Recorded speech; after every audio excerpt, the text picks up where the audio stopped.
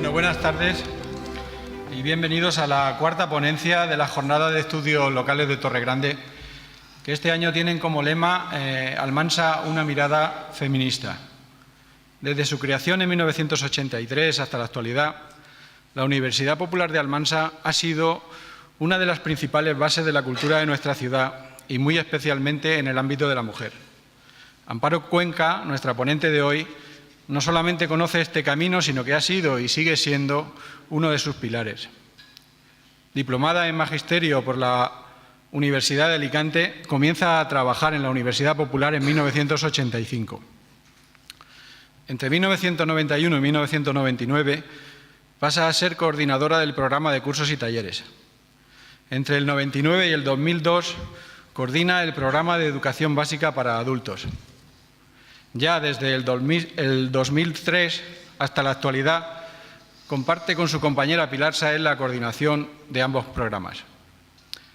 De su compromiso con la cultura y muy especialmente con la literatura, destacaría que coordina y participa como autora en el cuaderno anual de taller de escritura creativa. Dirige el proyecto de fotopoemas Una canción, un labio, que ha tenido repercusión nacional. Organiza los encuentros literarios de la Universidad Popular desde el 2009. Coordina y es secretaria en el jurado del certamen literario de la Universidad Popular de Almansa desde el 2015. Amparo, en definitiva, es una persona de gran sensibilidad y capacidad que ha puesto de manifiesto en toda su trayectoria su compromiso con la cultura de Almansa y con la que además tengo la suerte de compartir una gran amistad. Os dejo con ella esta tarde. Muchas gracias.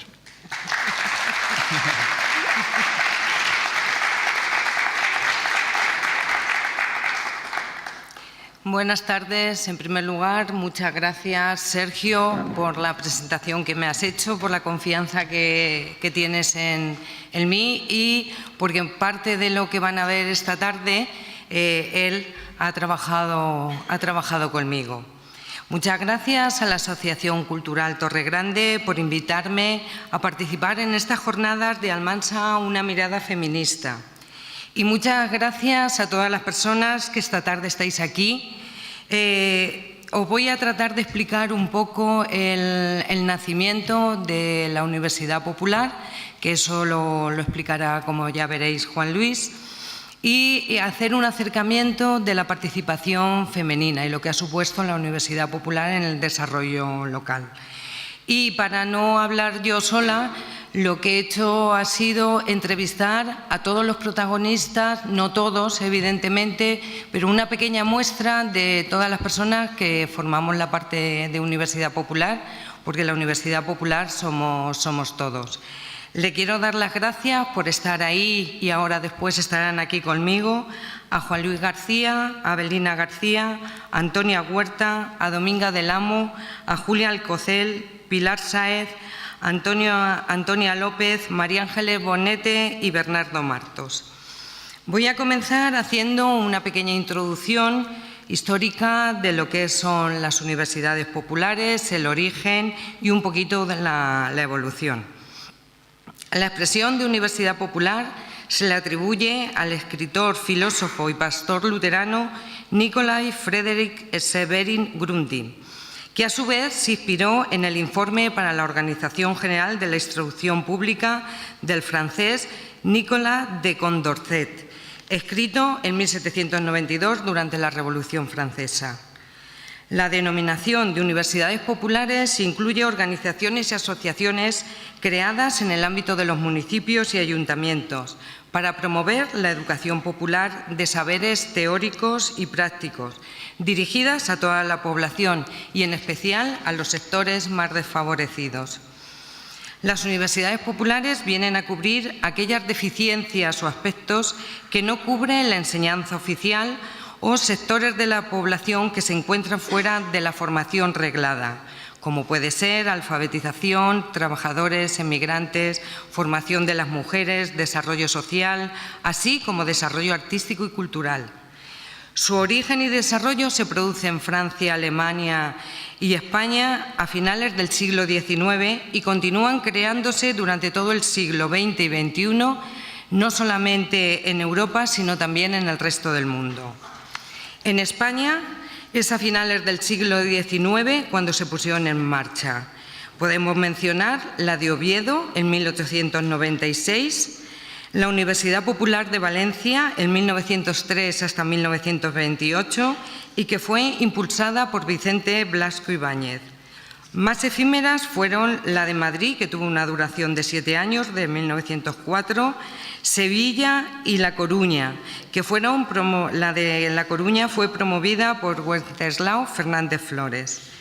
La Universidad Popular de Segovia fue puesta en marcha en 1919 y entre sus creadores estaba Antonio Machado. Y más tarde ya, instaurada la Segunda República, surge la de Cartagena y como promotora estuvo Carmen Conde, que también colaboró en el periódico local de nuestra localidad, Corazón, en los años 30. Como pueden comprobar, las universidades populares son más que centenarias, pero cuando llega el franquismo son totalmente aniquiladas y hay que esperar a 1981 a que vuelvan a resurgir, siendo la primera de ellas la de San Sebastián de los Reyes. En 1982 se celebra el primer congreso y se crea la Federación Española de Universidades Populares, determinante para su difusión y consolidación. La definición de la FEUP de qué son las universidades populares es que son un proyecto de desarrollo cultural que actúa en el municipio, cuyo objetivo es promover la participación social, la educación, la formación y la cultura, para mejorar la calidad de vida de las personas y la comunidad. Y en 1983 surge nuestra Universidad Popular. Quiero que sea Juan Luis que nos explique por qué eligió este modelo de gestión y lo que ha significado durante estos 36 años. Todo parte de la convocatoria de la creación de la Casa de Cultura, que lleva consigo la convocatoria de una plaza para gestionar qué es lo que se supone que se iba a hacer aquí. Yo lo que hago simplemente es hacer una propuesta de gestión. Se presentaron varias personas y el modelo de gestión se basaba, el que yo propuse, en las universidades populares, en principio porque era un proyecto que estaba resurgiendo en toda España y que aquí en la provincia de Albacete estaba apoyado por la propia Diputación. Es decir, ya en el año 81, 1981, se crean las universidades, lo que iba a ser la Universidad Popular de Albacete, entonces escuelas populares.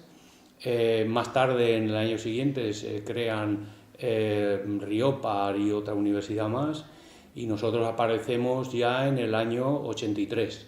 Bueno, pues el programa de las universidades populares, no solamente la de Almansa, es un proyecto global, que lo que buscaba era generar participación y ofrecer una plataforma pues, de formación y de acceso a la cultura. En principio no se diferenciaba la oferta por género, pero lo que sí que teníamos claro es que había dentro de las carencias de la población, porque se veía con los simples datos de, por ejemplo, de alfabetización o de formación, pues que había una gran distancia entre hombres y mujeres, sin que los hombres hubiera un gran nivel, por supuesto.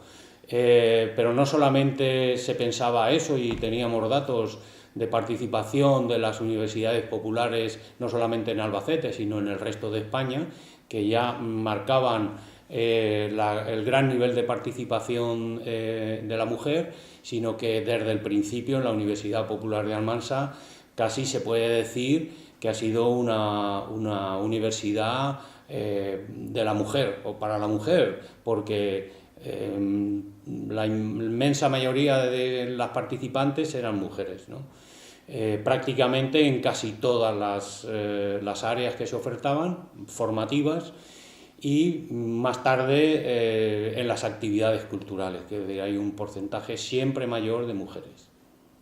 Desde la perspectiva de 1983, cuando se inaugura la Casa de Cultura, en realidad, salvo pequeñas excepciones, grupos de coros y danzas, por supuesto la Unión Musical y algún grupo de teatro y tal, y alguna actividad que realizaba la Caja de Ahorros, entonces, pues algún concierto, alguna exposición, casi se podría decir, y por supuesto si lo comparamos con la Almansa actual, que aquello era un verdadero páramo, culturalmente hablando, quiero decir, que realmente prácticamente no existía un nivel o un pulso casi mínimo de, cultural en la ciudad, ¿no? Nosotros lo que hicimos es poner cimientos y facilitando pues, para que las personas, tanto a nivel personal o creativo, fueran desarrollándose, que era uno de los objetivos, el desarrollo personal,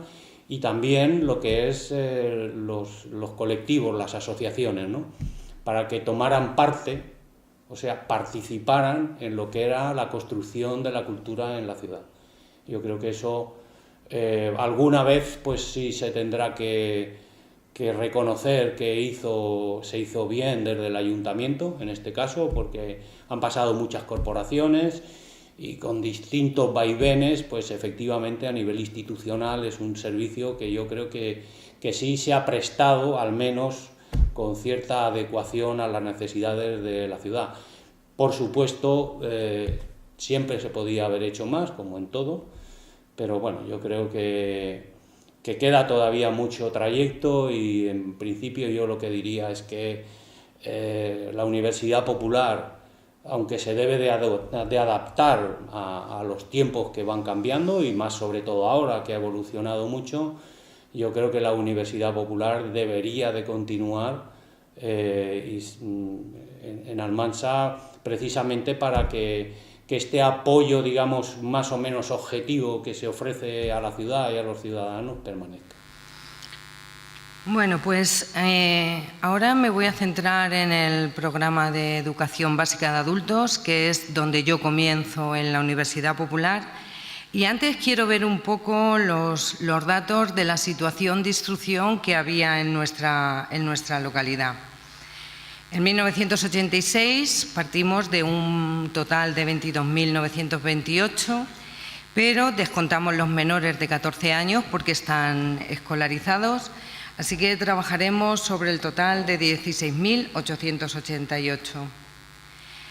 El nivel de instrucción, ya lo ven, no saben leer ni escribir, 362 personas, sin estudios, 7.077. Total, 7.439. El 44% de la población almanseña se puede considerar que es analfabeta, porque no solamente es analfabeto aquella persona que no sabe leer y escribir, sino quien no tiene un dominio de las técnicas instrumentales básicas. Y he añadido el tema del certificado de escolaridad, porque lo que significaba en aquella época era que tú habías estado escolarizado, pero ante esos datos lo que significa es que solamente el 28% de la población almanseña tenía de graduado escolar en adelante. Ahora quiero ver la distribución por sexo. Como pueden comprobar, es más del doble de las personas que no saben leer y escribir en mujeres. Y sin estudios también es llamativo que es superior el número. Ya se ve que hay una desigualdad patente. En total no saben leer ni escribir un 24,44% por encima de una diferencia de 4,84 por encima de los hombres. Es significativo que haya tanta diferencia. Y antes de continuar, para ver la situación que teníamos, quiero que escuchen cómo estaban las leyes educativas un poco en España. Y para eso he contado con la intervención de Abelina García Colmenero. La primera ley de educación pública de la que se tiene constancia en España fue la llamada Ley Moyano, la Ley de Instrucción Pública. que se publicó en 1857. Y ya en el siglo XX, la primera, digamos, reforma estructural importante que se dio fue durante la República, sobre todo en el primer bienio, 1932-33, hasta casi el 34. ¿no? Se estableció que la educación fuese obligatoria hasta los 12 años, que era una educación, que la educación pública debía ser mixta, debía ser laica, debía tener una finalidad, una intención integradora. Fue también la época en la que se crearon la institución libre de enseñanza, las misiones pedagógicas, se legisla también el que haya un cuerpo de inspectores de primera enseñanza formado para enseñar a los maestros, las escuelas de magisterio. Ya en el segundo bienio de la República, en el año 35-36, con la victoria de la Confederación de Derecha, pues se sigue llevando a cabo, no se malogra del todo, pero se segrega a niños y niñas en la educación pública, ¿no? En el año 39 se acaba todo este proyecto de escuela pública, todos los proyectos que tenían que ver con la escuela pública, con la cultura entendida como un bien común, sobre todo del pueblo, ¿no? De las bases populares. Y ya en 1945 sí se promulga una ley de educación primaria. Es una ley que promueve la educación nacional católica, promueve y obliga a la separación por sexos, niños y niñas, en escuelas distintas incluso, en edificios separados. La separación de sexos también afecta a los maestros y a las maestras. La ley de 1970 fue la ley que establece la educación general básica, la EGB, es decir, la educación es obligatoria hasta los 14 años, se amplían 2 años más la obligatoriedad de la educación y luego el bachillerato unificado polivalente, el BUP, el curso de orientación universitaria, pero centrándonos en la educación general básica ya garantizaba la obtención de un título de graduado escolar. Ahí es cuando también aparece la educación de adultos en forma del bachillerato nocturno. Desde 1980 pues hay una sucesión de leyes bastante importante, hasta aproximadamente 6, ¿no? 6, algunas no se llegaron a implantar. La más importante por lo que a nosotros todavía se continúa, ¿no? con esa estructura educativa, fue la LOCSE. Lo más importante, lo que se puede destacar de esta ley de la LOCSE es que garantiza, que se debe garantizar, el Estado debe garantizar la educación obligatoria hasta los 16 años. Se van abriendo diferentes vías para que una vez que el alumnado ya o tiene su título de educación secundaria o bien tiene 16 años, pueda estar hasta los 18 años en los IES, en los Institutos de Educación Secundaria. Actualmente se sigue manteniendo esa estructura en cuanto a lo que tenemos. Claro, en principio la LOCSE se aprobó, ha estado vigente hasta la LOE, ahora tenemos la LOMCE, pero en lo que es esa gran reforma estructural no se ha tocado apenas nada.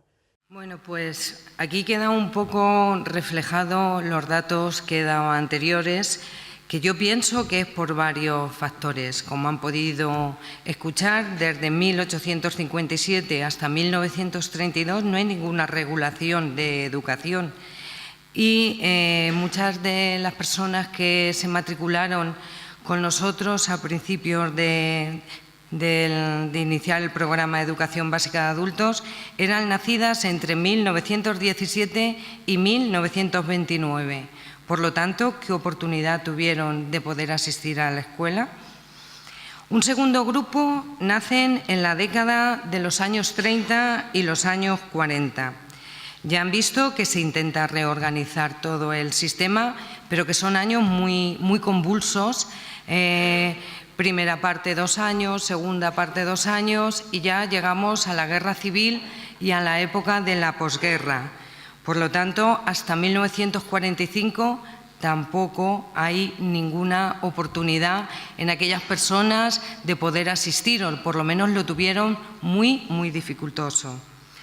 Luego ya tenemos una década, 2 décadas siguientes, personas de 50 a 60 años, que en la educación formal, cuando se establece totalmente como obligatoria, es en 1970. Pero ¿se acuerdan que les decía lo del certificado de escolaridad? En aquella época te obligaba a estar escolarizado hasta los 14 años, pero no quería decir que obtuvieras ningún título. Por otro lado, se da también que hay un desarrollo industrial en Almansa bastante fuerte, que lleva consigo varios puestos de trabajo y muchas personas optan por irse a trabajar por falta de recursos económicos. Y la incidencia es mayor en la mujer porque tanto social como políticamente está lejos de la igualdad en aquella época. Prevalecía siempre el varón sobre la mujer, por lo que se instaura el programa de educación básica de adultos. Y voy a tratar de explicar un poco cómo fue la evolución. En 1985 acabo de terminar mis estudios de magisterio, como han escuchado, y me entero que aquí en Almansa se va a poner en marcha un programa de educación de adultos. Yo, como maestra y como lo que me gusta es enseñar, pues decido presentarme. Comenzamos en el programa cuatro maestras: Purificación García, Carmen Sáez, Pilar Sáez y yo. Entonces estaba como coordinador Miguel Ángel Ortega. Y allí estábamos pues 4 maestras en el que de momento pues nos teníamos que volver a empezar a estudiar, o por lo menos a actualizar nuestros conocimientos. Porque ¿qué pasa? Cuando tú estudias magisterio, tú estudias pedagogía, didáctica, psicología, pero todo se queda en la infancia y lo máximo que llega es a la juventud. El mundo del adulto, pues prácticamente no lo vemos. Así que yo recuerdo aquellos días pues que los exprimíamos al máximo. Por la mañana nos dedicábamos a actualizar nuestros conocimientos, a ver las características que tenía una persona adulta a la hora de enseñarle. Ahí comprobamos que, bueno, pues que yo era la primera, que la formación es a lo largo de toda la vida. Estaba otra vez estudiando. En un momento se ponían en duda, con el bagaje que traíamos, que si las capacidades de un adulto no eran las mismas para aprender que un niño. Pero después te das cuenta que lo que es la madurez y las experiencias vitales que tienen son muy importantes, y existe una motivación, un interés y una necesidad, pues entonces se aprende, y además se aprende bien. Nunca es tarde para aprender. A la vez estábamos diseñando estrategias de captación, porque cuando empezamos ni teníamos conocimientos, ni teníamos personas, ni teníamos tampoco ningún material adecuado, porque no es lo mismo el material del niño que el material del adulto. Así que estábamos todo el día buscando todo a la vez, lo intentábamos hacer. Entonces nos planteamos una campaña en folletos. Los folletos llevaban unos dibujos para que todas las personas pudieran entenderlo, pero eso tenía una dificultad. Cualquier papel se relaciona con una escritura. Una persona que no sabe leer y escribir no va a coger un papel ni lo va a tratar de interpretar. Y por otra parte teníamos también las campañas radiofónicas. Pero ¿qué pasa? Todo el mundo intenta ocultar que no sabe leer y escribir. Una persona que no sabe leer y escribir no es una persona inculta. Es una persona que no ha tenido la oportunidad y que ha sido relegada socialmente. Entonces, claro, nadie va a llegar y va a decir, yo no sé enseñarme. Se puede en algún caso, pero veíamos que tampoco había gente. Como ya han visto también en la definición de universidades populares, una de las cosas que tiene la Universidad Popular es que es un proyecto que engloba y atiende a toda la localidad. Entonces estaban funcionando aquí pues 2 asociaciones que estaban dinamizando también el proceso de dinamizador y cultural de Almansa, que eran la Asociación de San Isidro y la Asociación de San Roque. Entonces decidimos hacer una campaña puerta a puerta, contactamos con ella y se ofrecieron de San Isidro, Amparo Ruano y Belén Vizcaíno, y 2 de San Roque, que eran Fina Blanco y Antonia Huerta. Y fue en esa campaña puerta a puerta cuando entramos a conocer la realidad de nuestra localidad de primera mano. Era curioso cuando llegabas a una puerta y tocabas, si no te conocían, pues nos podían tomar por vendedoras de cualquier cosa y nos decían simplemente no queremos. Sí que conocían a la persona, entonces ya el comportamiento era de otra manera. Si conocían a Antonia o conocían a Fina o a Amparo, el comportamiento era de otra manera. Algunas veces se daba el caso que te cogían el folleto y lo ponían de revés, o hacían como que leían, pero evidentemente por lo que contestaban estaba claro que no sabían. Y una cosa muy curiosa era que nosotros llevábamos en el padrón tanto hombres como mujeres. Cuando nos abría la puerta un hombre y le explicábamos un poco qué es lo que queríamos, rápidamente se giraba y llamaba a su mujer: María, Carmen, que te buscan a ti. Ahí ya vimos un factor de desigualdad total entre el hombre y la mujer. Cuando ya sí que tenían un poco más de confianza y nuestras acompañantes hablaban con la gente, entonces ahí ya empezamos a ver cuáles eran los miedos que tenían, porque las personas sí que se abrían. Entonces, lo primero, tenían mucho miedo a fracasar. Tenían mucho miedo a no tener edad de aprender, tenían mucho miedo a los exámenes, pero entrando en esas conversaciones, pues nosotros ya nos dio pie a poderles explicar el proyecto. Les decíamos que, bueno, que iban a ser 1 hora y media de clases, que la enseñanza iba a ser prácticamente individualizada, aunque fueran grupos, de que no eran incultas porque tenían capacidad para opinar, para pensar y que iban a ver que no era nada difícil. Y así fue como con unas cuantas mujeres valientes decidieron comenzar las clases con nosotras.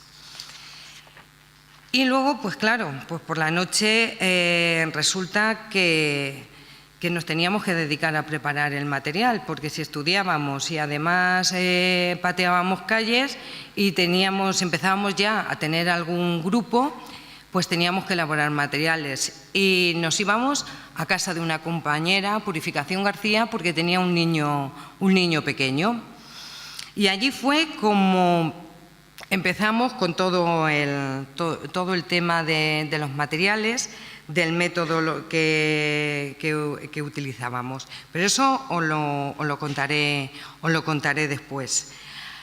Lo que sí que quiero es que sea Antonia Huerta, que además de estar en la asociación de vecinos y que nos acompañó en puerta a puerta, fue una de las primeras personas que se matriculó con nosotros. Ella va a contar un poco cuál fue su experiencia, además de la asociación de San Roque, que además fue muy curioso porque en la asociación de San Roque no había condiciones. Igual nos encontramos a los bomberos sacando agua. Y ahí sí que quiero comentar que la gente tenía tantas ganas de aprender que lo que hicieron es que nos ofrecieron sus casas para que cada tarde nos reuníamos en una para impartir las clases. Porque además las clases eran alrededor de una mesa para que todos estuviéramos a la misma altura, no hubiera diferencia entre el profesor y el alumno, nadie era el profesor, todos teníamos que aprender de todos. Después estuvimos también en los locales de la parroquia Y estuvimos en un colegio, en el colegio de la zona. Bueno, pues tengo que decirles que el colegio de la zona no le gustó nada. Eso de tener unos pupitres y el maestro estar en otra zona no le gustaba sentirse seguros alrededor, porque lo que trabajábamos mucho era de que todo el mundo podía aportar y todo el mundo tenía las mismas posibilidades. La Asociación de San Roque se inicia con un grupo de 8 o 10 matrimonios, normalmente todos alrededor de la parroquia. Allí elaboramos los estatutos. Cuando ya teníamos los estatutos y lo teníamos todo, hicimos una propaganda a nivel de todo el barrio. Se hace la primera asamblea en la iglesia. Allí salieron comisiones de todo tipo, de urbanismo, de cultura, sobre la mujer. Una de las necesidades que teníamos nosotros como mujeres era que teníamos muy poca preparación de nada. Éramos mujeres muy sumisas, políticamente cero, culturalmente muy bajas, y ahí había una necesidad muy grande y un vacío muy grande. Costó mucho sacar a la mujer de su casa, porque la mujer, su obligación era pues cuidar al marido, que no faltara a sus obligaciones, y lo demás era como divertirse. No era algo que le ayudara a ella como persona a crecer. Entonces, cuando llegasteis vosotros, vimos los cielos abiertos, porque anteriormente fuimos al ayuntamiento y un poco se reían de nosotros. Éramos pues, pobres mujeres que iban a pedir qué. O sea, no nos escuchaban. Entonces, cuando vosotros llegáis con la propuesta, como ya anteriormente en la asociación sí que se había hablado de la necesidad que teníamos como mujeres de que se hiciera algo, lo que pasa es que no sabíamos tirar de los hilos suficientes. Entonces, vosotros vinisteis como agua de mayo. Vinisteis, nos pusisteis la propuesta, entonces nos pusimos a vuestra disposición.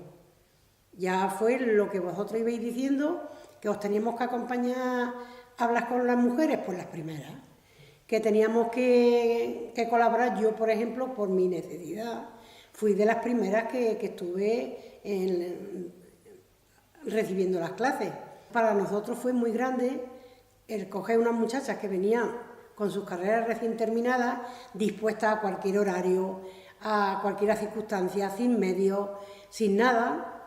Hicimos ahí un grupo como una piña, porque yo creo que al final ahí ha perdurado, por los años de los años, ha perdurado la amistad. Mi experiencia personal yo creo que fue la mejor de todas, porque yo veía gente del barrio que colaboró, como estas mujeres, pero el nivel cultural que llevaban era totalmente distinto al mío. Es que yo no había pisado una escuela en la vida. Mi padre me enseñaba a conocer un poco el abecedario, pero reglas de ortografía ninguna, yo no sabía nada. Entonces, cuando vosotros empezasteis a dar clases y hablabais de las consonantes y las vocales, yo decía, ¿y qué es eso? Y luego anécdotas, pues todas, porque no teníamos locales, no teníamos sillas, no teníamos mesa. La mesa le teníamos que poner una pata porque se nos caía, y teníamos que ponerle una pata todos los días para igualarla un poco y poder sostenerla. No teníamos de nada, pero las ganas eran tremendas. Yo muchas veces me he comparado como una esponja, donde lo recibía todo. Yo decía, somos esponjas, vamos recibiendo todo lo que nos dan, pero con una ilusión, y eso que tenemos, porque yo he tenido 4 hijos, y yo la pena que tenía era no poderle yo ayudar a mis hijos a nada. Y eran unas ganas tremendas las que yo tenía de aprender. Luego yo he tenido una vida un poco de mucho trabajo, pero bueno, he sido una persona que he leído mucho, me gusta muchísimo leer, y siendo una persona sin saber, no he tenido yo ese sentimiento de sentirme analfabeta. Algo hay dentro de mí que creo que me puedo poner a hablar con cualquier persona de cualquier tema sin meter mucho la pata.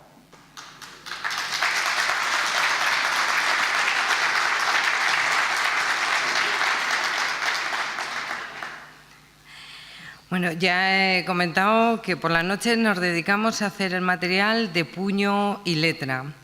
¿Qué elegimos como método que, gracias a la experiencia de otras universidades populares, en especial la de Albacete, porque ha sido la que más cercana está con nosotros, elegimos el método que llamamos de palabras generadoras?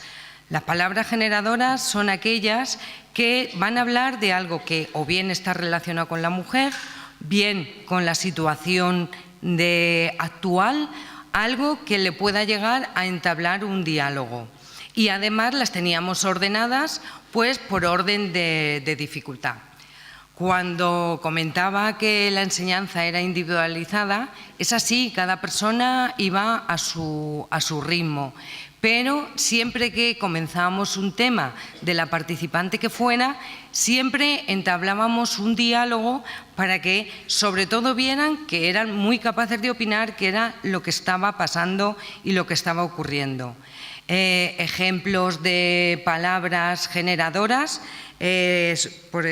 voy a decir alguna: piso, pila, tela, barrio, ayuda, guerra, familia, chiquillo, mujer, escuela, escaño, enfermo, trabajo, droga, prensa, crisis, fábrica. Como pueden ver, sí que están todas relacionadas con la actualidad. Luego también teníamos eso en los niveles que llamábamos de alfabetización pura, pero también teníamos gente que sabía leer y sabía escribir, pero como ellas nos comentaban, pero yo sé leer y sé escribir, sobre todo escribir, lo sé a mi manera. Cuando me canso de escribir juntos, pues escribo separado. Cuando he puesto muchas B altas, pues entonces pongo muchas B bajas. Entonces, pero claro, no podíamos partir de los mismos temas. Entonces elegimos unos pequeños textos para desarrollar pues todo lo que es la comprensión, para que a través de la lectura, es el mayor corrector ortográfico que hay, que llamábamos generadores. Entonces todos los materiales los íbamos adaptando dependiendo del nivel que cada persona tenía. Ejemplos de esos textos elegimos: La mujer trabajadora, Aprende, Esta soy yo, Me cuido, Mis derechos. Siempre algo que pudiera crear ese debate dentro del aula. Y ahí, pues, hablando, dialogando, jugando, riéndonos, ahí fue como aprendimos ellas y nosotras. Nos dimos cuenta cómo para sobrevivir eran verdaderas transmisoras de la narración oral. Se sabían cuentos, romances, poemas, tenían una capacidad memorística que era impresionante, cosa que nosotros, quien sabemos, no tenemos esa capacidad para reproducir cómo se sabían uno, otro. Y ahora voy a hablar un poco de sentimientos. Yo el primer día que subí a San Roque, porque yo comencé en San Roque, me acuerdo que subí a la calle San Antonio diciendo: madre mía, ¿qué pueden ser mi madre? ¿Qué pueden ser mi abuela? Ahora me van a aceptar, no me van a aceptar. ¿Qué es lo que va a pasar? ¿Cómo voy a entablar yo un diálogo? Esos eran mis sentimientos, esos eran mis miedos.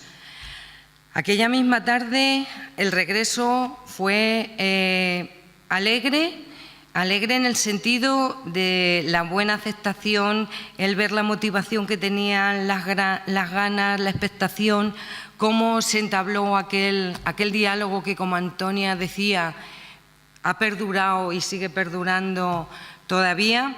Y a la vez me sentí triste porque veía la situación que mi madre, mi abuela podían haber vivido, el no tener esa oportunidad de poder asistir a un colegio. Desde muy pequeñas trabajando, primaba el varón sobre la mujer. y eso nos hizo conocer, a mí personalmente y mis compañeras lo comentábamos también, esa sensación de qué es lo que pasa.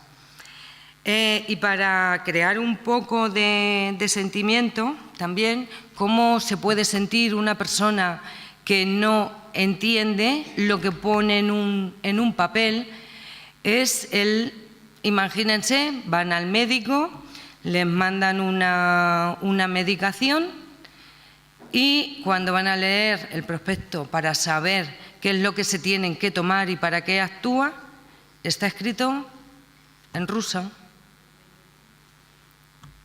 Ese es el sentimiento que tiene una persona que no sabe leer. Tiene que depender de otra persona. Era muy emocionante también cómo, conforme íbamos avanzando y conforme iban aprendiendo, íbamos a tomar café, se leían los azucarillos, se leían las marcas de aquí pone esto, aquí pone el otro, pasaban por un kiosco. Cuando venían te decían, oye Amparo, ¿es posible que haya leído que fulanito se casa con fulanito? He podido leer esta noticia de que ha caído un vendaval. Era una expectación impresionante y aquello motivaba muchísimo. Otra de las cosas que detectamos también era la falta de libertad que tenía la mujer. Había mujeres que estaban con nosotros que tenían que venir en el horario que el marido estaba trabajando. Otras incluso lo llegaban a ocultar, que iban a clases. Y estoy hablando de 1985 en adelante, no estoy hablando de hace un siglo. Son muy pocos años para estar en esas situaciones. De hecho, es que muchas, pues cuando el marido se jubilaba, o por lo menos en algunos casos, tenían que abandonar la escuela. No tenían ningún apoyo. Le decían que no tenían necesidad, que para sus años, que burro viejo no aprende idiomas, pues todos esos dichos que utilizábamos. Pero yo creo que Dominga del Amo va a ser quien mejor nos va a reflejar lo que ella pasó. Cuando yo era pequeña, yo quería ir a escuela, y como no tenía gente, nada más que mi hermano, que se animaba a darme lección, pues a lo mejor cogía algunas letras, pero no muchas. Y luego mi madre, digo que es que se cansaba, como tenía tantos, como no es ahora, pues me quitó de la escuela. Y luego digo, pues esto no es así, y ya me quedé sin ir. Y ya cuando ya me casé, pues la verdad que estaba deseando de que fueran mis hijos grandes para decirle a mi marido, que Dios lo tenga en la gloria, que yo quería saber leer y escribir. Pero cuando vosotros fuisteis a decirme que si podía ir a que me dierais lección, me subió una subida grande. Y dije, aquí es lo mío. Cuando me dijeron que yo, ¿a dónde iba a ir? ¿A qué iba a ir? A esas cosas. Pero me supo tan mal con lo bien que iba con vosotros, que iba muy bien, porque me enseñó las letras, me enseñasteis las letras vosotros, y me enseñasteis saber firmar, que nadie me lo decía. Pero si yo no hubiera dejado de ir a la escuela, otra capa me había corrido, porque es que sí, yo sabía que me costaba mucho, para mí, no lo sé, me costaba, pero entendía algunas letras. Y saber, sé, pero voy muy despacio. Yo lo entiendo todo, ahora, pero antes no. Y eso me sabe mal, que no lo puedo aguantar. Digo, madre mía, con la gana que yo tenía, Señor. Y mis dos mujeres que me han enseñado todo eso. Me acuerdo muchísimo. Es que no lo puedes hacerte una idea. La mujer siempre ha sido para el hombre y nada para ella. Y ha sido discriminada. Porque él ha sido el amo de la casa. Y hoy, gracias a Dios, no es así. Hoy lo mismo es la mujer que el hombre. Un motivo por no poder venir ha sido porque él no le ha dado la gana, porque no ha querido, porque lo veía. Yo no lo sé qué se figuraría él, no lo sé. Yo lo hubiera querido saber, pero no he podido. No he podido saberlo, ¿sabes? Pero en fin, ¿qué vamos a hacer? Esto es así.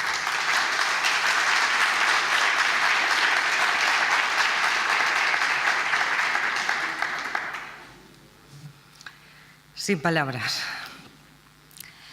Bueno, pues aparte de los 2 niveles de alfabetización, neolectores, también venían personas, mujeres sobre todo, que sí que sabían leer y escribir, que querían actualizar sus conocimientos, que querían ayudar a sus hijos, o simplemente por el placer de estar al día y aprender más. Por lo tanto, teníamos otros 2 niveles que eran ampliación cultural y cultura básica, dependiendo un poco de lo que cada una quisiera en ese momento. En los primeros años también del programa de educación básica de adultos colaboramos con el Centro Municipal de Servicios Sociales en los programas, en la parte formativa que tenían con mujeres de intervención e integración. También lo hicimos en los inicios de la escuela taller. Y por aquellos años estaba ubicado en Casa de Cultura el centro de adultos. Y estábamos en contacto con ellos y una de las cosas que nos comentan es que ya han visto, por lo que ha comentado Avelina, que hasta cierta edad tú puedes seguir diferentes caminos para insertarte en la educación. Pero, ¿qué es lo que pasa cuando hace 20 años, 15 años, 30 años que no has estado escolarizado y que has estado trabajando y que además llega un momento en el que el certificado de escolaridad sí que tenía valor para poder ir a trabajar, pero no podías promocionar? Entonces se comienza a pedir ya una titulación mayor y había gente que además le podía apetecer. ¿Pero qué es lo que ocurría? Pues que no tenían el nivel para ir superando exámenes, para adaptarse a esos contenidos reglados, a tantas horas de clase, y entonces establecimos una colaboración y denominamos unos grupos de pregraduado. ¿Qué hacíamos? Íbamos dando pues asignaturas ya relacionadas con la obtención del título de graduado y los íbamos poniendo al día para que tuvieran mayor facilidad para adaptarse al sistema formal. En aquella época, varias personas que estaban con nosotros se sacaron el graduado. Unas se lo sacaron a través del centro de adultos y otras que estaban trabajando y que por falta del tiempo, porque el asistir a unos cursos conlleva un horario más amplio de asignaturas y demás, pues lo preparamos y se presentaron en Albacete, se presentaron por libre. Como testimonio de esa época es con Julia Alcocel, que también participó con nosotros en los inicios de la Asociación de San Isidro con lo de la campaña Puerta a Puerta y que estuvo también matriculada. Yo fui al colegio, a las nacionales, hasta que cumplí los 11 años. O sea, yo empecé, me faltaba un mes para cumplir los 12 años cuando yo empecé a trabajar. Como yo me salí y no me dieron ninguna titulación, después tuve que ir hasta los 14 años a sacarme el certificado de estudios primarios por las noches. En aquella época, estando en la asociación de vecinos, nos planteábamos hacer distintas actividades para el barrio. Entonces, desde la Universidad Popular, que fue, como dijéramos, el vínculo, pues se hacían desde corte y confección, hicimos cursos de pintura, se pintaba en tela, se hicieron diferentes actividades para el barrio. Y en una de ellas vimos la posibilidad de hacer ampliación cultural, que era como nosotros lo llamábamos entonces. Eso estuvo un año o dos y a partir de ahí surgió la posibilidad de podernos sacar el graduado escolar. Entonces se planteó y las materias se enfocaron más a los temarios del graduado. Pues nos presentamos y entonces este fue el título que me dieron. La verdad es que, aparte de todo, fue algo importante para mí, en el sentido de que toda la relación que teníamos, asociación de vecinos, Universidad Popular, fue muy importante, porque todas las programaciones que hacíamos en el año, durante todo el curso, todas siempre iban enfocadas, apoyadas por la Universidad Popular. Y entonces, desde luego, todas o casi todas las actividades iban enfocadas a la mujer.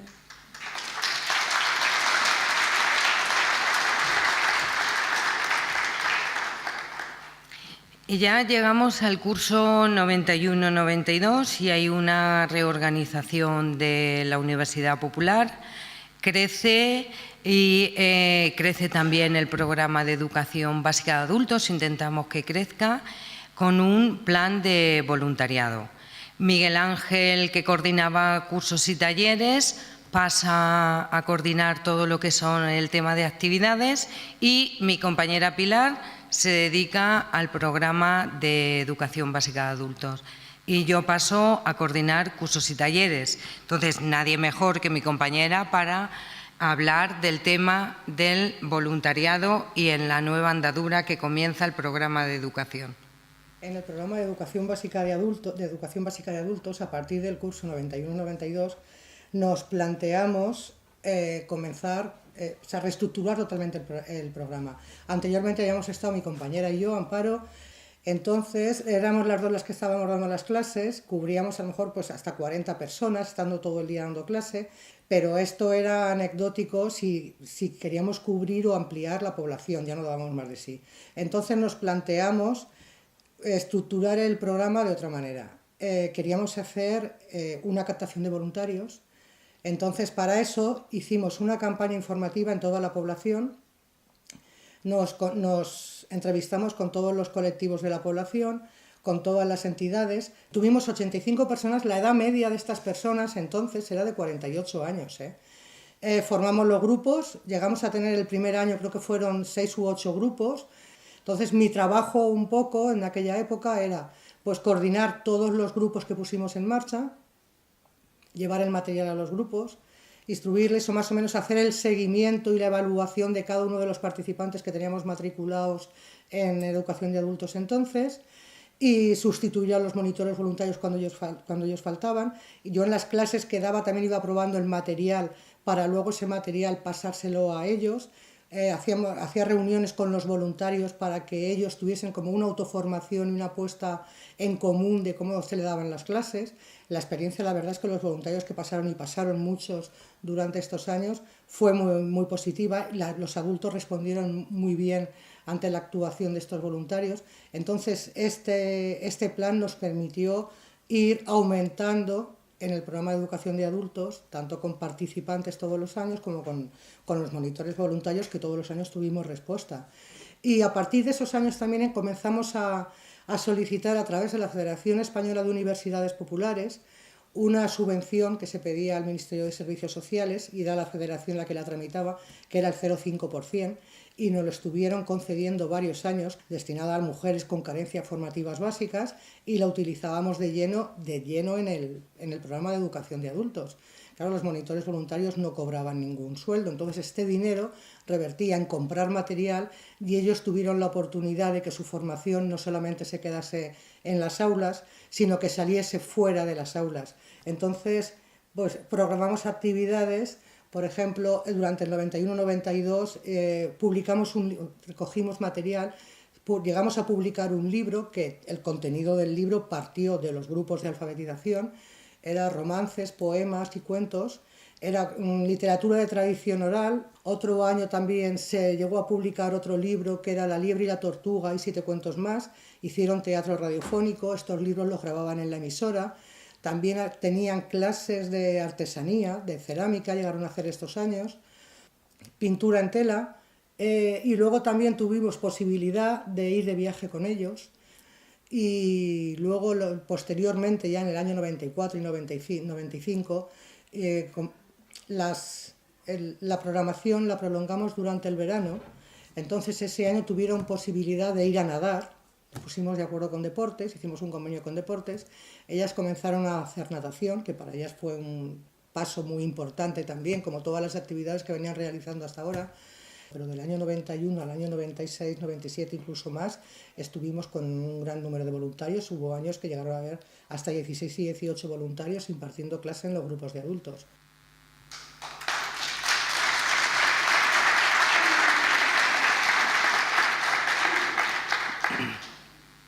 Y para hablar de la experiencia del voluntariado, pues una mujer que desde el primer año estuvo con nosotros, fue la primera que se apuntó al plan de voluntariado, Antonia López Jimeno. Yo ya estaba muy comprometida, me ha gustado siempre estar en los cursos de las mujeres. Y claro, pidieron voluntariados para hacer cursos de alfabetización y yo pues, me apunté enseguida.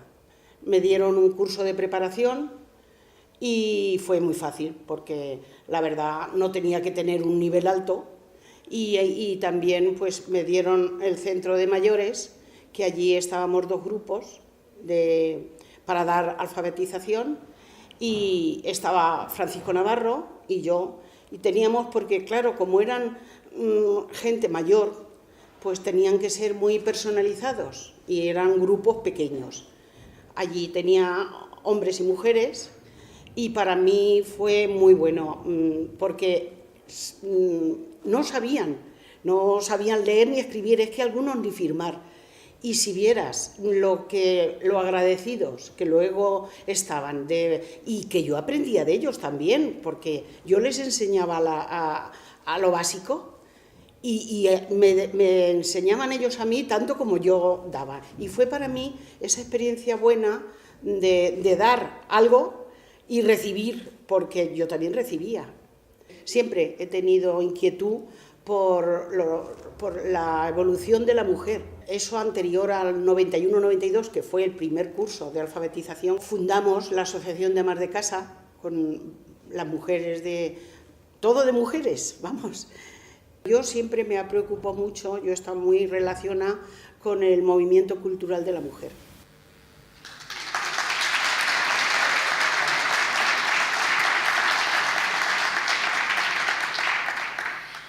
Es cierto que también tuvimos hombres y tenemos en el programa de educación básica de adultos, pero el otro día, haciendo un recorrido por la cantidad de hombres que habíamos tenido, entre Pilar y yo, haciendo memoria, buscando en datos y demás, una veintena. Y bueno, ahora voy a dejar un poco educación básica de adultos, porque como ya han escuchado, tengo que seguir aprendiendo, me paso a cursos y talleres. Desde el principio, coordinando ya Miguel Ángel y después paso yo. Uno de los objetivos de las universidades populares es promover la participación, la educación y la cultura para todas las personas y para todos los colectivos. Estamos pendientes de las demandas y las posibles necesidades que puedan surgir en la Universidad Popular. Así que, como tocamos todos los sectores de la población, desde sus inicios ha habido cursos infantiles. Como ya comentaba Juan Luis, no era la época, los años 80, cuando empieza la Universidad Popular, no había tanta oferta para un público infantil. Así que también apostamos por los infantiles. Hemos hecho desde animación a la lectura, hemos hecho yoga, cerámica, pintura. Bueno, pues todo lo que se nos iba ocurriendo, demandando, y que la gente tenía buena aceptación. Y quiero hacer una mención a los grupos de danza, porque antes de entrar en vigor la LOCSE por el sistema educativo que regulara todo lo que son las artes, venía un tribunal de Albacete para examinar prioritariamente niñas, hemos tenido también algún niño, pero prioritariamente niñas, para poderlas examinar. O sea que desde la Universidad Popular se podía obtener el título de danza clásica y español. Después tuvimos unos años que, aunque ya no se desplazaba el tribunal, sí que pudimos presentarlas por libre en Albacete, y también lo obtuvieron. Eso yo creo que fue un beneficio tanto para las familias como para las niñas, que no se tenían que ir tan pronto ni tan jóvenes a estudiar la carrera de danza, y para la familia además fue un ahorro económico, y para muchas les ha servido como una salida profesional. Otro de lo que comentaba Julia también, la Universidad Popular no solamente ha estado ubicada en Casa de Cultura, sino que también hemos intervenido en el centro de mayores, en las asociaciones de vecinos, los cursos, siempre que nos pudiéramos acercar por comodidad, porque a la gente le cuesta más salir de su barrio, y los cursos podían ser factibles de llevarse, se llevaban a los diferentes sectores y lugares donde nos los demandaban.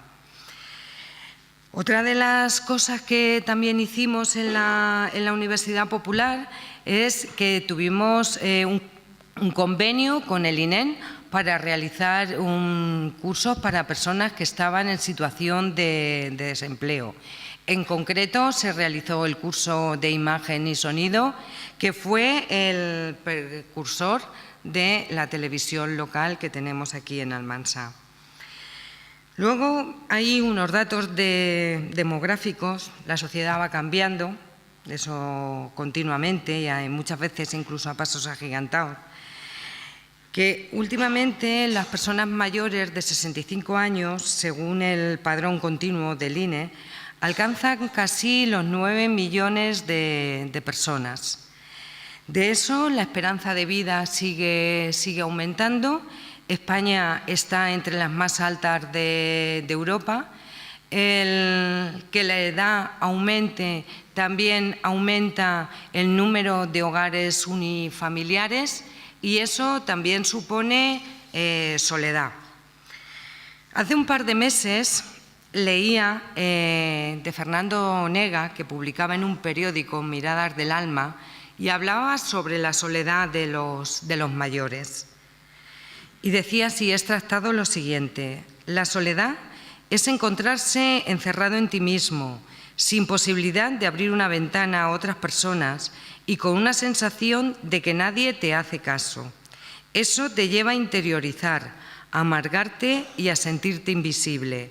Por eso, la soledad seguramente es una de las peores circunstancias a las que podemos enfrentarnos. Eso supone tristeza, supone ansiedad, supone verse aislado del resto del mundo. Y es que es muy importante intentar paliar la soledad de los mayores, darle a la persona mayor una ocupación de ocio o no de ocio, que ayude a que se sienta útil, ofrecerle oportunidades de practicar deportes, incitarlos a la lectura etcétera. Desde la Universidad Popular también tenemos cursos para personas mayores, concretamente tenemos informática, memoria y movilidad. Pero en todos los cursos el valor que yo creo que más importante tenemos es el intergeneracional. Conviven todas las edades en un mismo curso. Les quiero poner 2 o 3 ejemplos. El de guitarra, ese es muy visual por cuando hemos hecho las muestras de guitarra, que las hemos hecho aquí, y hemos visto cómo participan desde niños pequeños, con los que podrían ser sus hermanas mayores, podrían ser sus madres o podrían ser sus abuelas. Otro curso, por ejemplo, en pintura. Tenemos chavales jóvenes que quieren irse a estudiar Bellas Artes y que están apuntados, personas que han estudiado Bellas Artes pero que siguen formándose. Y tenemos también personas jubiladas, mujeres que quieren simplemente aprender y conviven todos en la misma situación. Una cosa muy curiosa este año, en los cursos de corte y confección, que siempre ha tenido así como esa especie de relación, que esto es más para mujeres y más para mujeres mayores. Este año concretamente tenemos chicos menores de 15 años y el más pequeño es un chaval, un chico de 12 años. Le gusta corte y confección y está ahí y conviven todos juntos. Yo creo que eso es un valor muy importante. Las diferentes opiniones y las diferentes experiencias de vida de los jóvenes y de los mayores.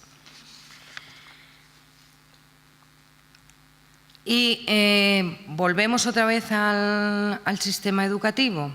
Existe un vacío generacional. Muchas mujeres, hablo sobre todo de mujeres porque es la mayor participación que tenemos, después lo veremos un poco en datos.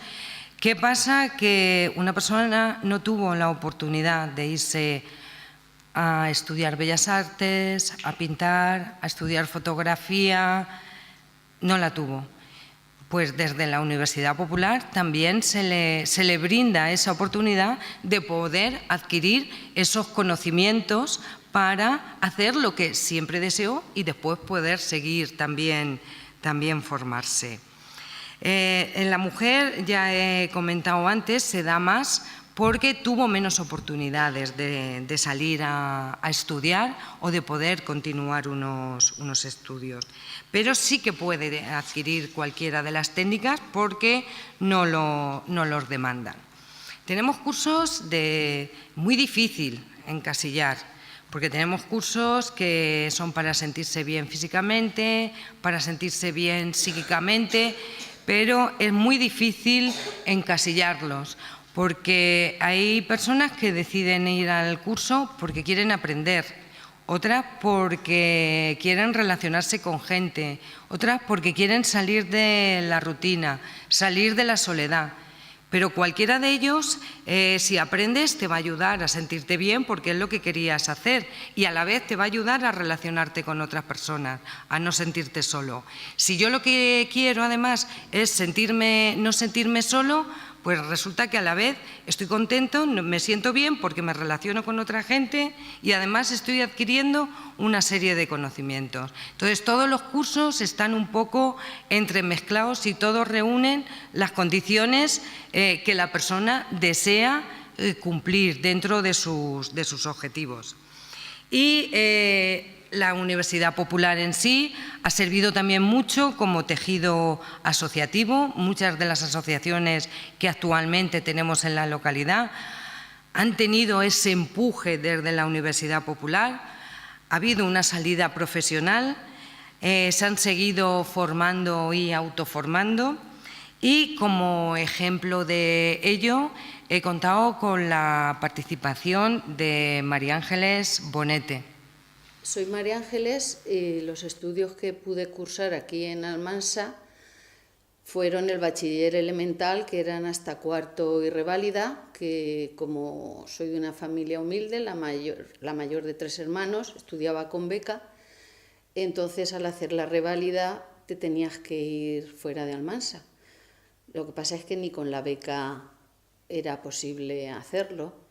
Con mucho disgusto por parte de mis padres, pues tuve que dejar de estudiar y entré a trabajar, como la mayoría de chicas de mi edad, en un guarnecido de calzado. Allí estuve un tiempo, por la noche iba a estudiar mecanografía y contabilidad, lo que me ayudó para entrar a trabajar en las oficinas de la cerámica almanseña también.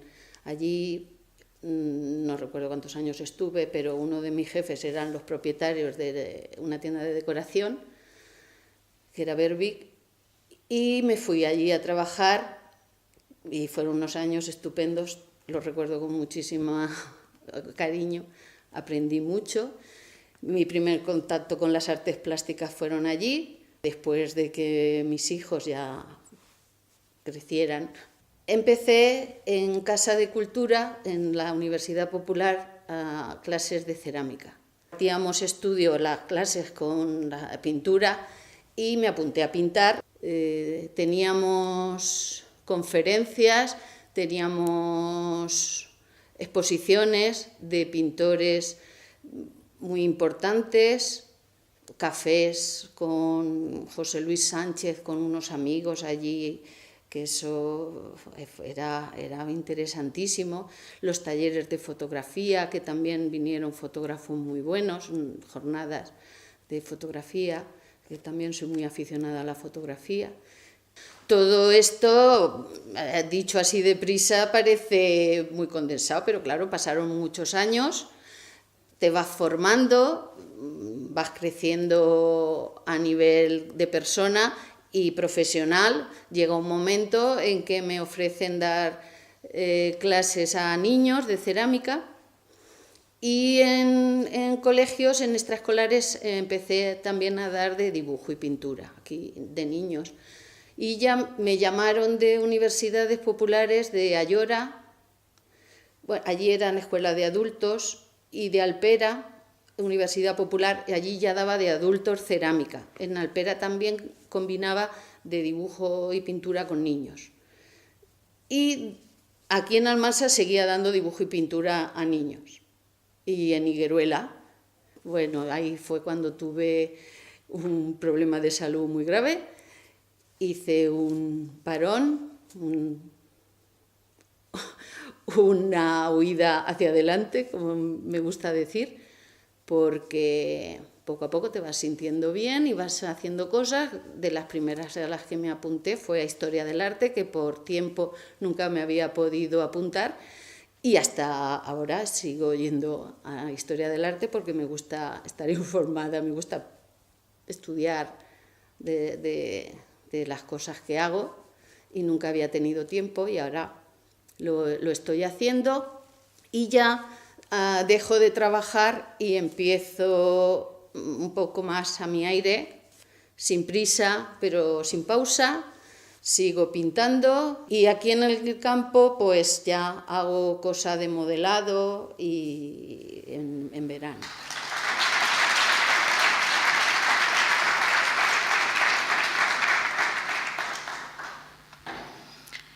Bueno, y comenzamos con los inicios del padrón en el año 86 y ahora vamos a ver el del 2018, el del año pasado. Aquí en este caso he descontado los menores de 16 años, puesto que, como han escuchado, la educación empieza a ser obligatoria hasta los 16. El nivel de instrucción: no saben leer y escribir, 4 personas, sin estudios 249. En total es el 1,19% de la población. Certificado de escolaridad: como ya hay gente que ha estudiado más, también hay menos personas que solamente tienen el certificado de escolaridad. La distribución por sexos, ahí se ve: hombres 1, mujeres 3. Sin estudios, hombres 116, mujeres 133. Las diferencias ya no son tan grandes. En total, la diferencia ahora es el 0,09. Es algo que es inapreciable. Esta es una comparativa. Cuando comenzaba a hablar, el 44% de la población. Ahora tenemos solamente el 1,19. Y una cosa muy importante, y es que ahora más del 87% de la población con el certificado de escolaridad, más del 87%, que antes era el 28%, tienen de graduado escolar en adelante. La distribución por sexos, 4,84. En el 1986, 0,09. ¿Esto qué quiere decir? Que cuando hay leyes que son igualitarias, la igualdad se queda patente. Es necesario que la mujer y el hombre tengan las mismas leyes. Y una frase que decía Nelson Mandela: la educación es el arma más poderosa que puedes usar para cambiar el mundo. Y parece que haya terminado, pero no, porque ahora resulta que yo ya me he convertido también, he pasado y soy una persona analfabeta. La sociedad cambia a pasos agigantados. Yo en un momento determinado soy tan analfabeta como las personas que no sabían leer y escribir. Es lo que se llama un analfabeto funcional. ¿Se acuerdan que yo les decía que hacíamos los materiales de puño y letra? Ahora estamos trabajando con ordenadores. Por lo tanto, ahora hemos pasado a una alfabetización tecnológica, porque aunque sepamos leer o escribir, necesitamos adaptarnos a la sociedad en la que vivimos. Y quién mejor que Bernardo Martos para que nos explique un poco todo ese proceso. Pues estamos en el centro de Internet. El centro de Internet se abrió hace ya 17 años. Cuando se abre la sala en el 2002, los ordenadores están aquí, la red está aquí, pero claro, la gente no sabe muy bien cómo funciona. Y entonces pues hay que comenzar con este proceso de alfabetización, porque la gente que sabe escribir, que sabe leer, gente culta, descubre que de pronto salen nuevas tecnologías, salen nuevos modismos en los cuales tienes que volver a aprender desde cero. Y es divertido porque llevamos la sala abierta ya pues 17 años, como he dicho, y aún seguimos siendo unos pequeños analfabetos. Porque una vez que llega Internet, que los ordenadores van evolucionando, las tecnologías van avanzando también con ellos. Nos obligan a tener que adaptarnos a estas nuevas tecnologías, nos obligan a ser analfabetos, porque resulta que cada vez salen cosas nuevas y nosotros tenemos que ir corriendo a adaptarlas. El tráfico que tenemos ahora mismo, el trabajo que tenemos ahora mismo con la administración, todo el tema del papeleo, el tema de las facturas, del agua, del teléfono, de la luz, todo va ya en versión digital. Si queremos llevar algún papel, si queremos hacer la renta, ya todo tiene que ser a través del ordenador, a través de Internet. Una carrera que están llevando los medios que nosotros, pues obviamente vamos detrás. Porque aunque, como he dicho, 40 años nos están avisando, oye, que la maquinica es importante. Oye, mis padres me decían, nene, estudia informática, que esto es bueno para ti, para el futuro. El problema es que no era bueno para mí, para el futuro solo, era bueno para el futuro, para todo el mundo. Porque resulta que todos íbamos a estar obligados a utilizarlos. Y bueno, mola porque siempre estamos pensando y estamos aprendiendo y estamos utilizando los cachivaches. Y yo ahora mismo, todos nosotros, los que estáis ahí, somos analfabetos de la tecnología nueva que está por llegar. Porque no sabemos la que es. Más o menos podemos ir viendo pequeños retazos de lo que puede ser. Pero es que puede que llegue un nuevo Steve Jobs, pegue un golpe en la mesa y nos lo cambie todo. Y entonces, venga, ponte a empezar a ver cómo funcionan todas estas cosas. Para eso estamos aquí, para eso estamos en la sala, para enseñar cómo se van cambiando. No hay punto de comparación de lo que enseñamos en 2002 a lo que enseñamos ahora. Aunque con esto no pretendemos que sea un ciclo continuo de enseñanza. La alfabetización es quitar el precinto. O sea, abrir, iniciar la curiosidad. Una vez que ya has dado los primeros pasos, que te has tirado del trampolín, ya lo demás va uno solo. Y sí es cierto que hay una mayor tasa de inquietud por aprender por las mujeres respecto a los hombres. No creo que haya una diferencia muy grande, pero sí que ahí es algo notable, como ellas pues suelen tener más inquietud, suelen preguntar más. Y en cuanto a edades, igual. O sea, aquí los cursos son de edades abiertas y te puedes encontrar desde chavales de 14 años con gente de 60 o 70 años y entre medias también, claro, si no el salto muy brusco, en los cuales pues vienen con la misma inquietud y vienen con la misma necesidad de aprender.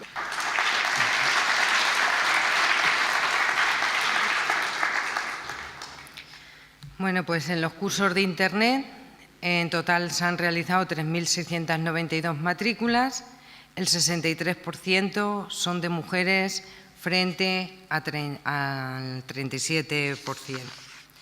Y vamos llegando a las conclusiones y al final. Después de todo lo expuesto anteriormente, en el 2003-2004 lo que hacemos es que el programa de educación básica de adultos y cursos y talleres lo compartimos mi compañera Pilar y yo, lo llevamos conjuntamente. EVA sigue funcionando, tenemos todavía mujeres que se matricularon en el año 1985 que no sabían entonces firmar y que ahora están leyendo libros. Tenemos también grupos de mujeres que el año pasado se atrevieron a escribir un artículo en el periódico local de Almansa. ¿Y se acuerdan que antes les decía que me decían lo que leían en los periódicos? Bueno, pues también tenemos grupos que ahora me envían correos, email, para decirme las cosas que escriben, las cosas que hacen. Estamos en comunicación a través del correo electrónico. Pero la Universidad Popular no es solo cursos y talleres, sino que también es un programa de actividades con obras de teatro, conciertos, con danza, con exposiciones, con grupos locales y grupos nacionales, incluso internacionales. Desde la Universidad Popular no solamente actuamos en lo local, sino que a través, como proceso formativo y dentro de los aprendizajes, se realizan también viajes de carácter cultural, recogidos dentro de las mismas programaciones, con el fin de no solamente conocer lo nuestro, sino también conocer otras culturas, otros museos, otras formas de vivir. Que también damos a conocer nuestra localidad a través de diferentes jornadas, encuentros. Hemos hecho encuentros de bolillos, encuentros literarios, jornadas de teatro, el certamen literario, festival de danza. No solamente vienen, sino que también lo hemos sacado fuera. Y una cosa muy importante es que la Universidad Popular, además de las demandas y las necesidades que nos vienen de los participantes, también tiene un compromiso social por los temas que preocupan a nivel general. Y de hecho es que hemos creado diferentes espacios de reflexión y formación. Hemos hecho jornadas antiviolencia. Hemos llevado la educación a debate. Sobre el tema de inmigración hemos realizado las jornadas de interculturalidad. Hemos hecho las campañas sobre mujer y la violencia de género y en este tema se realizó un manifiesto, Personas contra la Violencia de Género, y se realizó este PIN, que se llevaba una implicación personal. No era llevarlo por llevarlo, te tenías que comprometer a que ibas a socorrer, a que ibas a evitar ante tus vecinos, ante tus amigos, a donde lo vieras, que no hubiera violencia de género y comprometerte también a denunciar. Quiero añadir que en nuestra Universidad Popular conviven todas las ideologías, que la cultura no tiene color político. Lo importante es la persona. Y antes de la reflexión final, quiero dar las gracias a todos mis compañeros y compañeras que trabajamos en cultura y por la cultura y a todas las personas que participáis, porque sin vosotras esto no sería posible. Esto es de todos y todas. Y en especial a Juan Luis por impulsar este proyecto, por el entusiasmo que tiene por la cultura y por las personas, por todo lo que ha luchado por mantener la Universidad Popular y el entusiasmo que nos ha transmitido para seguir adelante. Y ahora quiero llegar a la reflexión final. He cogido un curso, el del año pasado, por ser el más reciente, para que se vea la participación femenina. El 82% con respecto al 18% de mujeres y hombres. En el histórico de matrículas, de 34.144 matrículas, 26.000, más de 26.000 son de mujeres, el 77,27%, con relación al 22,76. Los datos hablan por sí solos. La Universidad Popular ofrece la posibilidad de luchar culturalmente contra la desigualdad de las mujeres. Y para despedirme quiero traer la voz de 3 mujeres que nos hacen reflexionar. He traído la voz de Virginia Woolf, que muere en 1941 y que decía: para la mayor parte de la historia, Anónimo era una mujer. Quiero continuar con otra mujer española, nacida en 1930, que bien podría representar las generaciones que han estado con nosotros, que nos dejó el mes pasado, pero que nos queda siempre su palabra y que por suerte ya no tuvo que firmar como anónimo. Se trata de Francisca Aguirre y que además ha recibido varios premios. El año pasado recibió el Premio Nacional de las Letras y tras recibirlo hace las siguientes declaraciones. No puedo negar que estoy muy contenta. Resulta muy agradable que te premien. Es una alegría que comparto porque también es una forma de visualizar y reconocer las difíciles circunstancias vitales de una generación como la mía, especialmente las de sus mujeres. El mundo es injusto, pero el lenguaje es inocente. El poder de las mujeres es tener la oportunidad de decir que no. Por eso es tan importante la educación, la independencia. Queda mucho por hacer, porque la desigualdad sigue siendo enorme entre hombres y mujeres. Y quiero finalizar por aquello que me gusta la literatura, como la poesía, como ha comentado Sergio. Quiero terminar con otra mujer, una mujer de 96 años, uruguaya, y que hace apenas un mes recibió el Premio Cervantes, Ida Vitale. Quiero hacerlo con un poema en el que repasa la injusticia sobre la mujer, pero con el deseo y la esperanza de que la historia cambie. Lo titula Fortuna.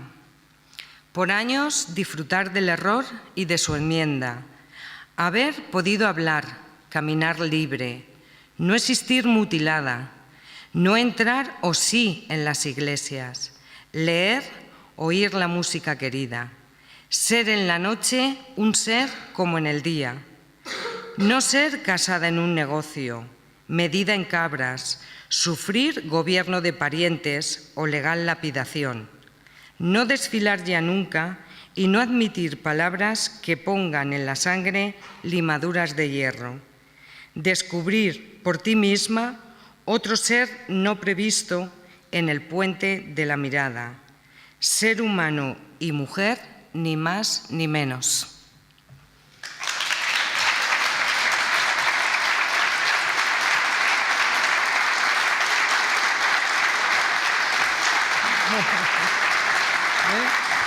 Muy bien. Gracias.